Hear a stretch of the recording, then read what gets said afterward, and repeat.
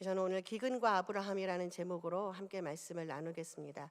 제가 매주 금요일마다 행복둥지에 가서 우리 어르신들에게 말씀을 전하고 있는데요. 지난주 금요일에 이제 이 본문을 가지고 말씀을 전하다가 문득 이 말씀을 좀 더 깊이 우리 성도들과도 나누어야 되겠다라는 생각을 하게 되었습니다. 그래서 원래 본문으로 정하였던 것을 하지 않고 하나님 주시는 마음으로 이 말씀을 함께 나누겠습니다. 성경에서 아브라함은 대표적인 믿음의 인물로 소개가 됩니다. 그는 그의 믿음의 여정은 사회적인 안정감을 포기하라는 그 하나님의 말씀에 순종함으로 시작하였습니다. 아브라함은 갈대아 우르에서 물질적으로 풍요로운 가운데 자라났고 또 가족과 친척들과 함께 모여 살았기에 인생의 커다란 어려움이 닥쳐와도 함께 그 어려움들을 해결해가며 안정적인 삶을 살았습니다. 그런데 하나님은 아브라함에게 그렇게 사회적으로 안정적이고 모든 것들을 보장해 줄 수 있는 그곳에서 떠나라고 명령하십니다. 어디인지도 모르는 곳, 어떤 위협들이 도사리고 있을지도 예측할 수 없는 곳, 이제는 누구도 아브라함의 울타리가 되어서 그를 도와줄 수 없을 그곳. 하나님은 그렇게 아브라함의 나이 75세에 사회적인 안정감이 있는 곳, 풍요로움이 있는 곳에서 오직 하나님의 말씀만을 믿고 떠나라고 말씀하십니다. 그리고 약속을 주시죠. 내가 너로 큰 민족을 이루고 내게 복을 주어 내 이름을 창대하게 할 것이고 너는 복이 될 것이라고. 너를 축복하는 자에게는 내가 복을 내리고 너를 저주하는 자에게는 내가 저주하리니 땅의 모든 족속이 너로 말미암아 복을 얻을 것이라 말입니다. 여러분, 아브라함의 마음에 많은 갈등이 생기지 않았을까요? 지금 내가 누리고 있는 이 안정과 풍요와 내가 의지하는 그 모든 것들을 다 버리고 지금 당장 눈에 보이지도 않고 또 언제 이루어질지도 모를 그 약속의 복만을 기대하며 길을 떠난다는 것은 정말 불안하고 어리석은 일인 것 같습니다. 그런데 아브라함은 그 하나님의 명령에 순종합니다. 그리고 아내와 조카 롯을 데리고 갈대아 우르를 떠나 가나안으로 갔습니다. 하나님은 그런 아브라함을 지켜주셨습니다.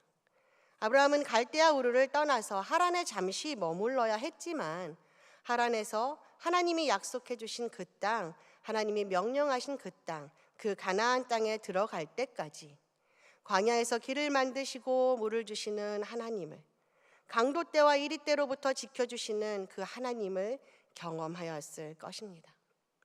성경은 이렇게 말합니다. 마침내 아브라함이 가나안에 들어갔다고. 그리고 그가 베델과 아이 사이에 장막을 치고 하나님께서 이렇게 나를 지키시고 이렇게 나를 보호하시고 이렇게 이끌어 주셨구나 하는 것들을 다시 한번 기억하며 그 하나님께 제사를 드렸다고 말이죠. 아브라함은 이제 하나님만을 의지하며 살아가는 믿음의 여정을 시작했습니다. 그는 이제 하나님이 약속하신 땅 그곳에서 오직 하나님만을 바라보며 그 말씀에 따라 살아가면 됩니다. 그러면 하나님은 그에게 약속하신 복을 이루어 나가실 것입니다. 여러분, 믿음의 삶은 하나님을 인정하고 그 하나님만을 바라봄으로 시작합니다. 세상을 향하였던 나의 눈과 내 생각과 내 판단대로 살고자 하는 나의 의지를 끊임없이 포기하고 순종하며 믿음의 삶은 사라지게 됩니다. 믿음은 한 번에 완성되는 것이 아니라 우리 삶의 여정 가운데 계속적으로 훈련되어지고 성장해 가는 것입니다. 그래서 믿음의 삶은 결코 녹록지 않습니다. 이제 세상이 나를 가만두지 않을 것이고 환경이 나를 믿음으로 살아가지 못하게 만들 것입니다. 왜 그렇습니까?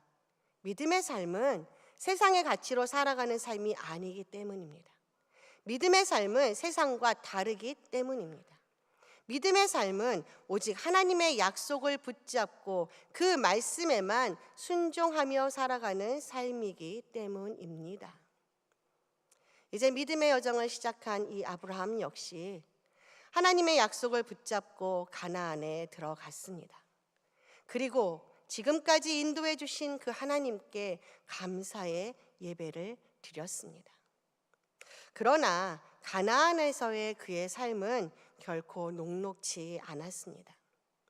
아브라함은 한 곳에 오래 머물지 못했습니다.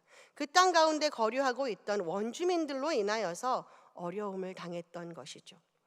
오늘 본문인 창세기 12장 9절에 보면 아브라함이 점점 남방으로 옮겨갔다라고 말하고 있거든요.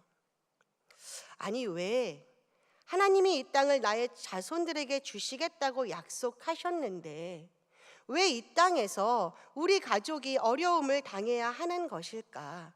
왜 어디에도 발붙일 곳이 없단 말인가? 정말 하나님이 이 땅을 나에게 주실 것인가? 아브라함의 믿음은 다시 흔들리기 시작한 것 같습니다. 그리고 그 연약함은 그 땅에 기근이 심하게 들자 밖으로 드러났습니다. 가나안 땅에 큰 기근이 임했습니다. 짐승도 사람도 생존의 위협을 느낄 만큼 이 가뭄이 아주 심했다라고 적고 있습니다. 그리고 이 가뭄은 오랫동안 이어졌습니다. 가나안에는 샘이나 강이 흔치 않았기 때문에 비 한 방울이 없는 오랜 가뭄이 닥치면 극심한 피해를 입을 수밖에 없었습니다. 특히 아브라함이 머물렀던 남방, 즉 이 네게브는 사막 지역으로 원래부터 거칠은 땅이었으므로 이런 가뭄이 닥치면 그나마 간간히 있던 풀포기마저 다 말라버립니다. 그러니 많은 가축을 이끌고 유목생활을 하던 이 아브라함에게 이런 가뭄은 생존 그 자체가 위협받는 큰 위기였습니다. 그럼 이제 믿음의 여정을 떠나서 그 믿음의 삶을 살고 있는 그런 아브라함에게 이 아브라함은 이 위기 앞에서, 이 기근 앞에서 어떻게 해야 할까요? 우리 믿는 자들은 믿음의 여정 가운데 만나는 이 큰 위협 앞에서 어떻게 해야 할까요? 질병의 기근, 사업의 기근, 결혼 생활의 기근, 자녀의 기근, 재정의 기근, 이러한 기근들 앞에서 우리는 어떻게 해야 할까요? 하나님께 나아가야 하죠. 하나님께 부르짖고 부르짖어야죠. 세상으로 나의 눈을 향하고 사람에게로 나의 의지를 향하는 것이 아니라 더욱 하나님께 엎드려야죠. 왜요? 하나님이 약속해 주셨잖아요. 하나님이 아브라함을 복이 되게 하실 것이라 말씀하셨고, 하나님이 이 땅을 자손들에게 주실 것이라 약속하셨고, 하나님이 아브라함의 이름을 창대하게 하실 것이라 약속하셨잖아요. 하나님이 나를 구원하시리라 약속하셨고, 하나님이 나와 언제나 함께 하신다고 약속하셨고, 하나님이 나를 영생으로 인도하신다 약속하셨잖아요. 여러분, 하나님의 약속은 거짓됨이 없습니다. 하나님의 약속은 반드시 이루어집니다.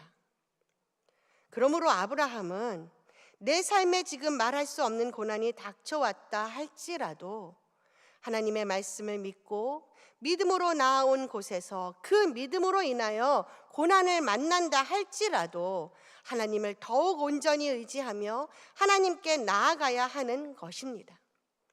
그곳에서 하나님께 부르짖고 하나님께 자신을 맡겨야 하는 것입니다. 그럼 그 기근 가운데 만나주시는 하나님의 은혜를 경험하게 됩니다. 끝까지 하나님만 의지하며 하나님을 떠나지 않을 때 부어주시는 그 하나님의 사랑과 일하심을 경험하게 됩니다. 하나님이 바로 우리의 아버지 되심을 경험하게 됩니다. 그러므로 그 땅을 떠나서는 안 됩니다. 성경은 분명히 말해줍니다. 시편 37편 23절로 24절 말씀입니다. 여호와께서 사람의 걸음을 정하시고 그의 길을 기뻐하시나니 그는 넘어지나 아주 엎드러지지 아니함은 여호와께서 그의 손으로 붙드심이로다. 아멘. 여러분, 하나님 안에 거하는 자들은 하나님이 붙들어 주시고 일으켜 주십니다. 결코 하나님이 이 믿음의 자녀들을 그냥 내버려 두지 않으십니다. 생각해 보십시오. 하나님은 광야 가운데서 이스라엘 백성들을 굶어 죽게 하지 않으셨습니다. 아니, 도리어 그들에게 먹을 것이 끊이지 않게 하여 주셨고 목도 마르지 않게 하여 주셨습니다. 40년 동안 그들의 신발도 의복도 상하지 않았습니다. 하나님은 이스라엘이 홍해 앞에 이르렀을 때 그들을 죽이고자 추격해오고 있는 이 이집트의 군사들에게서 그 엄청난 기근 앞에서 홍해를 갈라주셨습니다. 결코 하나님이 그들을 떠나지 않으시며 그들과 함께 하여 주시고 그들을 인도하시고 보호하여 주심을 또다시 그들에게 경험케 하여 주셨습니다. 하나님은 하나님을 온전히 바라보며 하나님만 의지하며 살아가는 이 하나님의 자녀들을, 믿음의 여정 가운데 있는 이 믿음의 자녀들을 붙드시고 세우시고 온전하게 일으켜 주십니다. 그러므로 하나님만 의지하며 살아가면 됩니다. 여러분, 하나님이 가나안으로 아브라함을 이끄신 것은 그 땅이 풍요롭고 비옥하고 안정된 곳이어서가 아닙니다. 그 땅은 오직 하나님만을 바라보아야 살 수 있는 땅입니다. 하나님이 비를 주셔야 물을 마실 수 있고, 하나님이 비를 주셔야 풀이 자랄 수 있으며, 하나님이 비를 주시고 햇빛을 주셔야 만물이 살아날 수 있는 곳입니다. 즉, 하나님만을 의지하며 살아가야 하는 곳입니다. 갈대아 우르나 이집트에서는 하나님만을 바라보며 살아갈 수 없습니다. 하나님의 은혜를 감사할 수 없습니다. 그래서 하나님은 아브라함을 갈대아 우르에서 불러내신 곳입니다. 오직 하나님만을 의지하며 살아가야 하는 그 땅, 하나님의 은혜로 살아가는 땅, 하나님으로 인하여 생명을 누릴 수 있는 그 땅, 오직 하나님 안에서 그 약속을 이루어 갈 수 있는 그 땅, 가나안으로 말입니다. 그럼 오늘 우리에게 이 가나안 땅은 어디입니까? 바로 그리스도 안에서 살아가는 삶입니다. 오직 말씀 안에 살아가는 삶입니다. 그러므로 아브라함도 우리도 그 땅을 떠나면 안 됩니다. 아무리 힘들어도 하나님의 땅을 떠나서는 안 됩니다. 아무리 극한 상황이 나를 짓누른다고 하더라도 예수 그리스도를 보내심으로 나를 살리신 그 하나님을, 아버지 되시는 하나님을 떠나서는 안 됩니다. 여러분, 때로 우리에게 닥치는 이 기근은 오히려 우리가 주님을 더욱 온전하게 바라보게 하는 인내를 갖게 하여 주지 않습니까? 우리는 도리어 이 기근으로 인하여 진정 복의 통로로, 하나님의 기쁨으로 그렇게 세워지게 되지 않습니까? 그러므로 여러분, 기근을 만나면 그곳을 떠나는 것이 아니라 바로 그곳에서 더욱 하나님을 구해야 하는 것입니다. 그런데 아브라함은요, 그 눈을 이집트로 향했습니다. 그는 심한 기근 앞에서 하나님의 약속도 하나님의 함께하심도 다 버렸습니다. 하나님께 엎드려 도우심을 구하는 것이 아니라 자기의 의지와 자기의 지혜와 판단으로, 즉 세상의 방식으로 이 문제를 해결하려 하였습니다. 그리고 이렇게 믿음의 사람이 하나님이 아닌 다른 것을 의지하고 소망하게 되자 그 믿음은 추락할 수밖에 없었습니다. 믿음을 잃어버리니까 불안과 두려움과 걱정이 몰려들었습니다. 아브라함은 이집트로 향하면서 아내 사라에게 이렇게 말합니다. 당신은 너무 아름답기 때문에 이집트에 들어가면 저들이 당신을 취하고자 나를 죽일지 모르오. 그러니 당신은 나의 아내라 말하지 말고 나의 누이라고 말하시오. 그러면 내가 당신 덕분에 살 것이오. 참, 남편 맞습니까? 아니 남편이 돼서 아내를 보호하고 지켜주어야지 자기 살자고 아내를 누이라고 말합니까? 여러분, 아브라함은 하나님을 믿는 사람 맞습니까? 하나님을 믿지 않는 사람보다 더하지 않습니까? 생각해 보십시오. 아내 사라의 아름다움은 이집트에서만 눈에 띄는 아름다움일까요? 갈대아 우르를 떠나서 가나안에 이르렀을 때에는, 가나안에서 살아갈 때에는 그 사라는 아름답지 않았습니까? 그때도 사라는 아름다웠습니다. 그런데 그때는 아브라함에게 이런 파렴치함이 없었습니다. 그때에는 사라에게 이런 거짓말을 강요하지 않았습니다. 왜요? 하나님의 인도하심을 경험하며 하나님 안에서 믿음으로 있었기 때문입니다. 하나님의 약속을 붙들고 그것을 바라보았기 때문입니다. 그런데 그 마음에 하나님이 사라지자, 믿음이 사라지자 두려움이 물밀듯이 밀려왔고, 그 두려움은 거짓의 수렁에 빠지게 하였습니다. 게다가 문제는요, 이렇게 거짓을 말하면서도요, 그것이 옳지 않은 일이라 생각하지 않았다는 것입니다. 사실 아내 사라가 누이인 것은 맞는 것이니까 아내라고 말하지 않아도 별 문제가 되지 않는다고 스스로 합리화하였습니다. 그러면 어떻게 되었습니까? 이집트에 들어가니 정말 사라의 아름다움이 사람들의 이목을 끌었습니다. 아마도 얼굴이 거무스름한 그 이집트 여인들에 비해서 이 하얀 피부의 사라가 더 아름다워 보였을지도 모릅니다. 사람들이 물어보았겠죠. 당신의 아내가 참 아름다우시네요.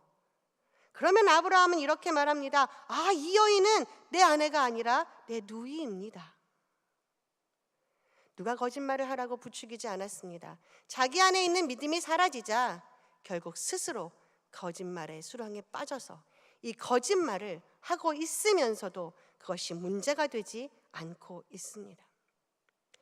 결국 이 사라의 아름다움과 그가 아브라함의 누이라는 이 이야기는 왕에게까지 들려집니다. 바로의 고관들이 아름다운 이 여인이 가나안에서 온 저 남자의 아내가 아니라고 하니 바로에게 그 여인을 칭찬하며 사라를 추천한 것입니다. 그리고 바로는 이 사라를 바로 후궁으로 드립니다. 그리고 아브라함에게 집창금으로 양과 소와 암수나귀와 낙타와 남녀 종들을 줍니다. 여러분, 이 일로 아브라함은 엄청난 거부가 되었습니다. 과연 그 거부가 행복한 거부일까요? 여러분, 이때라도 아브라함이 입을 열어서 진실을 말했다면 얼마나 좋았을까요? 그는 이제 굶주림의 위기에서는 벗어났으나 자기 아내를 이방인 남자에게 빼앗기는 더 큰 위기를 만나게 되었습니다. 자, 지참금을 받고 집으로 돌아온 아브라함은 어떠했을까요? 아마 입술이 바짝바짝 마르고 잠을 이룰 수 없었을 것입니다. 아니, 그제서야 자신이 도대체 어떤 행동을 한 것인가 깨달았을 것입니다. 하나님께서 그에게 많은 자손을 주실 것이라고 약속하셨는데 그 약속을 의지하지 못하고 그 약속을 이어갈 이 자신의 아내를 자신의 완악함과 교만함으로 인하여서 내어준 이 어리석음을 한탄하였을 것입니다. 그리고 하나님께 기도하지 않았을까요? 밤이 새도록 눈물을 흘리며 하나님의 도움을 구하였을 것입니다. 그러자 하나님이 일하시죠. 우리 17절 말씀을 함께 읽어볼까요? 우리 17절 말씀입니다. 여호와께서 아브라함의 아내 사레의 일로 바로와 그 집에 큰 재앙을 내리신지라. 아멘. 무슨 재앙인지는 알 수 없습니다. 아마도 사라를 제외한 바로의 집에 질병이 돌았거나 아니면 이것이 사라로 인한 것이구나를 알 수 있을 정도로 큰 재앙이었을 것입니다. 그래서 바로가 사라에게 이 일이 어떻게 된 일인지 아마 묻게 되었을 것입니다. 그리고 사라는 말했겠죠. 자신은 아브라함의 아내이고 자신들은 하나님을 믿는 자들이더라고. 그래서 바로는 곧 아브라함을 부릅니다. 그리고 이렇게 말합니다. 네가 어찌하여서 나에게 이렇게 행하였느냐? 어찌하여서 사라를 내 누이라고 거짓말을 하였느냐? 네가 어찌하여서 나로 큰 죄를 범하게 할 뻔하게 하였느냐? 사랑하는 성도 여러분, 지금 이 믿음의 사람이 믿음으로 살지 못함으로 자신의 깨와 자신의 판단과 그런 자신의 의지로 그렇게 문제를 해결하면서 살아가고자 함으로 도리어 세상으로부터 부끄러움과 멸시를 받고 있습니다. 바로는 이들의 모습을 보며 이들이 믿는 하나님을 얼마나 하찮게 여겼을까요? 아니, 아마도 바로는 이들이 믿는 이 신이 이들을 지켜주시고자 우리 집에 재앙을 내리셨음을 깨닫고 그들에게 어떠한 피해도 주지 않고 속히 나가게 하면서 이런 자들을 지키시는 하나님을 얼마나 불쌍하게 여겼을까요? 아브라함이 하나님의 말씀이 아닌 이 자기 잔꾀로 문제를 해결해 나가려고 하므로 결국 하나님의 이름이 땅에 떨어지고 하나님이 수치를 당하게 되었습니다. 여러분, 우리는 명심해야 합니다. 하나님을 믿는 하나님의 자녀들의 범죄는 단순히 한 개인의 허물로 끝나는 것이 아니라 그 파급 효과가 그를 사랑하시는 하나님에게까지 미친다는 것을요. 그러므로 우리는 세상에서 정말로 믿는 자답게 살아가야 합니다. 세상이 다 거짓말을 일삼고 부정을 일삼으며 자신의 욕심대로 살아간다 할지라도 하나님을 믿는 자들은 작은 거짓도 용납해서는 안 됩니다. 거짓은 나를 합리화시키고 나를 또 다른 죄의 길로 이끌어갈 뿐만 아니라 다른 사람들에게도 큰 피해를 입게 만듭니다. 하나님의 사람이 믿음의 자리에 서 있지 않고 하나님의 사람이 하나님의 말씀에 순종하지 않고 하나님의 사람이 자기의 욕심과 자기의 판단과 자기의 유익을 구하며 자기 생각대로 살아갈 때 결국 하나님의 이름은 땅에 떨어질 뿐만 아니라 많은 사람들이 하나님을 바라보지 못하게 만들고 만다는 것입니다. 제가 지난번에 잠깐 들은 이야기인데요. 유치원에서 일어났던 일입니다. 유치원에 계신 선생님이 어떠한 이유에서인지는 잘 모르겠지만 아마도 그곳에서 근무 태도가 좀 올바르지 못했고 또 이렇게 아이들을 대하는 태도가 좋지 않았던 것 같습니다. 그래서 부모들로부터도 계속적으로 이렇게 컴플레인이 들어오고 그래서 결국 이 원장은 이 유치원 선생님을 해고하게 되었다고 합니다. 그런데 이 유치원 선생님이 자신이 잘못함은 생각하지 않고 도리어 자신을 부당하게 해고하였다고 그때로부터 시작해서 계속적으로 이 원장을 괴롭히고 원장을 상대로 고소를 취하고 원장을 상대로 계속적으로 여러 가지 것들을 협박하며 이 원장을 계속적으로 힘들게 한다는 것입니다. 문제는 이 해고당한 선생님이 교회를 열심히 다니시는 성도라는 것입니다. 아주 열심히 교회에서 봉사를 하신다고 합니다. 그런데 여러분, 과연 그분의 그 봉사와 그 섬김은 하나님을 믿는 자로서 행하는 그런 섬김이며 봉사일까요? 그는 과연 정말로 하나님을 믿는 하나님의 사람일까요? 그가 어떠한 이유에서 그렇게 해고를 당했는지 물론 양쪽의 이야기를 듣지 않았기 때문에 제가 정확하게 판단할 수 없지만 그 사람이 끊임없이 원장을 향하여서 원장을 괴롭게 하므로 이 원장이 하나님을 믿는 사람을 신뢰하지 못하고 하나님을 믿는 사람에 대해서 그 사람으로 인하여서 하나님까지도 믿지 않게 되는 하나님에게로 나아오는 그 모든 길을 막아버리는 그러한 일이 생겼다는 것입니다. 여러분, 어떻게 이 거짓됨으로 인하여서 하나님께로 나아오는 한 영혼을 하나님에게서 끊어내고 만단 말입니까? 하나님의 사람이 이 세상에서 어떻게 살아가야 하는지를 우리는 다시 한번 깨닫습니다. 또한 하나님을 잃어버리고 하나님을 떠나 살게 되면요, 자기밖에 모르는 이 이기심을 끌어내어서 나의 입술의 모든 말과 나의 행실로 다른 사람에게 상처와 고통을 안겨주게 됨을 깨달아야 합니다. 아니, 무엇보다도 내가 하나님 안에서 온전히 거하지 않으면, 내가 하나님을 믿는다고 하면서도 하나님의 말씀에 순종하지 않으며 하나님의 사람으로 살아가지 않으면, 나의 가장 가까이 있으면서도 내가 가장 사랑하는 나의 그 가족에게 더 큰 상처를 주게 됩니다. 그러므로 우리는 늘 하나님 안에 거하며 하나님의 말씀을 붙잡고 그 말씀 앞에 겸손히 엎드림으로 아주 작은 것이라 할지라도 세상의 빛과 소금으로 살아가야 하겠습니다. 그러면 그러한 우리의 삶에서 우리의 신앙은 성숙해 갈 것이고, 그리고 그러한 우리의 삶을 통해서 하나님이 영광 받으실 것이고, 그러한 우리의 삶을 통해서 세상은 조금씩 변해갈 것입니다. 이제 말씀을 정리합니다.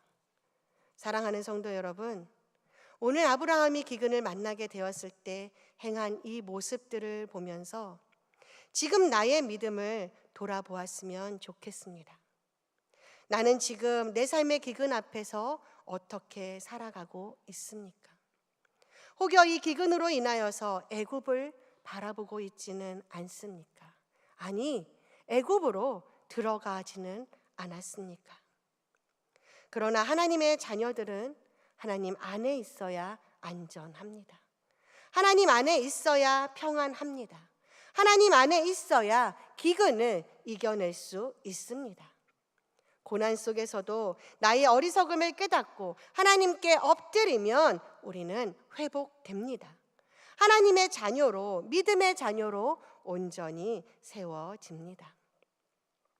아브라함은 이 기근 앞에서 자신의 연약함과 교만함을 깨닫게 되었고 다시 하나님 앞에 엎드렸습니다. 우리 창세기 13장 1절로 4절 말씀을 함께 읽어볼까요? 창세기 13장 1절로 4절 말씀입니다. 시작. 아브라함이 애굽에서 그와 그의 아내와 모든 소유와 롯과 함께 네겝으로 올라가니 아브라함에게 가축과 은과 금이 풍부하였더라. 그가 네겝에서부터 길을 떠나 베델에 이르며 베델과 아이 사이 곧 전에 장막 쳤던 곳에 이르니 그가 처음으로 제단을 쌓은 곳이라. 그가 거기서 여호와의 이름을 불렀더라. 아멘. 아브라함은 다시 하나님의 이름을 부르며 제단을 쌓았던 곳, 그곳으로 돌아가서 다시 제단을 쌓고 하나님께 회개하며 자신을 돌아보고 믿음을 붙들었습니다. 아브라함은 그곳에서 자신의 어리석음과 연약함으로 인해 그럼에도 그를 붙드시고 보호해 주신 그 하나님의 사랑에 얼마나 많은 눈물을 흘렸을까요? 얼마나 많이 회개하고 결단하고 또 결단하였을까요? 사랑하는 성도 여러분, 믿음은 하나님을 나의 주인으로 모시는 것이고, 믿음은 주인이신 하나님의 말씀에 철저히 순종하는 것이고, 믿음은 오직 하나님만 바라보며 하나님 편에 서는 것입니다. 세상이 어떠하다 하더라도 세상으로 눈을 돌리는 것이 아니라 오직 하나님만을 예배하며 나아가는 것입니다. 믿음은 나의 힘으로 성장하는 것은 아니지만 우리가 하나님 안에 붙어 있으면, 그 안에 뿌리를 내리면 흔들리지 않는 믿음으로 훈련되어지고 세워지게 될 것입니다. 기근이라는 거센 바람이 불어와도 결코 부러지지 않을 것입니다. 하나님이 인도하신 그 땅, 그곳을 떠나지 않으면 하나님은 우리를 통해 복의 통로가 되게 할 것이고 하나님의 뜻을 이루어 가실 것입니다. 그러므로 어떤 고난 앞에서도, 어떤 위협 앞에서도 오직 하나님만 의지하고 오직 하나님만 선택하고 오직 하나님만을 예배하며 이 믿음의 여정을 살아가시는 여러분들이 되시기를 소망합니다. 그리고 부족하더라도, 나는 부족하더라도 하나님의 말씀을 온전히 살아내고자 몸부림침으로 세상에 하나님을 보여주고 하나님의 영광을 나타내는 참 믿음의 사람, 사람이 살아있는 그 믿음의 사람으로 살아가는 저와 여러분이 되기를 주님의 이름으로 축복합니다. 기도하겠습니다. 하나님, 이 세상 가운데 하나님의 자녀로 살아가는 이 믿음의 여정 가운데서 우리가 넘어지지 않고 절망하지 않고 포기하지 않도록 우리를 붙들어 주시옵소서. 아니, 넘어지더라도 너무 힘들어 가슴을 치며 눈물을 흘리더라도 결코 하나님에게서 떠나지 않도록, 하나님의 그 크신 은혜를 잊어버리지 않도록 믿음을 주시옵소서. 그리고 그 깊은 기근 가운데서 우리를 만나 주시옵소서. 우리 원주중앙의 모든 성도들이 주님 오시는 그날까지 오직 하나님 안에서 하나님만 바라보며 하나님으로 인해 기뻐하며 하나님의 뜻을 이루어내는 하나님의 참된 자녀들로 살아가게 되기를 간절히 소망합니다. 예수님의 이름으로 기도드립니다. 아멘. 우리 다 같이 일어나셔서 찬양하겠습니다.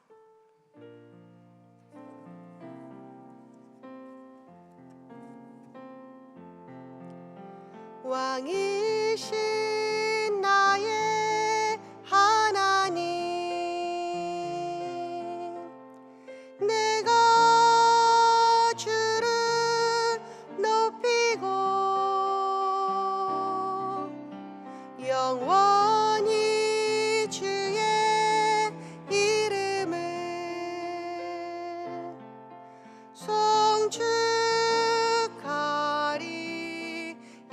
송축하리이다. 왕이신 나의 하나님, 왕이신 나의 하나님, 내가 주를 높이고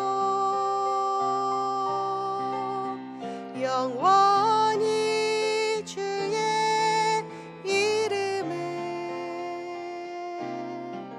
송축하리이다.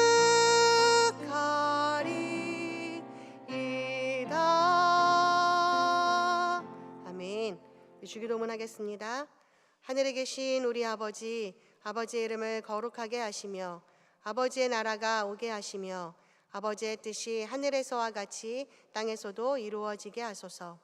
오늘 우리에게 일용할 양식을 주시고 우리가 우리에게 잘못한 사람을 용서하여 준 것 같이 우리 죄를 용서하여 주시고 우리를 시험에 빠지지 않게 하시고 악에서 구하소서. 나라와 권능과 영광이 영원히 아버지의 것입니다. 아멘.